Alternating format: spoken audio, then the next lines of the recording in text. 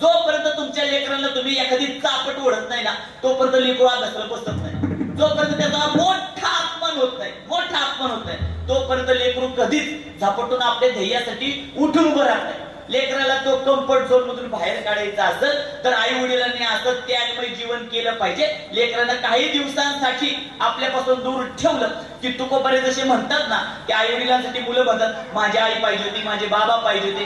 तुमच्यासाठी त्यांची आसवं गाळाली. अहो विचार करा, ह्या लेकरांचे आसव कशासाठी गाळायचे? चॉकलेटसाठी, खेळण्यासाठी. पण त्या लेकरांच्या डोळ्यात पाणी का आलं? तुमच्या आठवणीने आलं.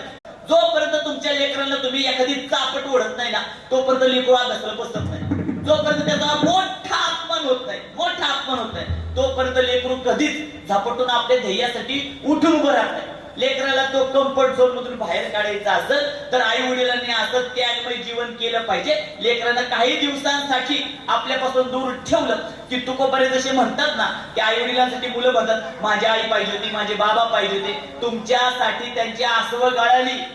अहो विचार करा, ह्या लेकरांचे आसव कशासाठी गाळायचे?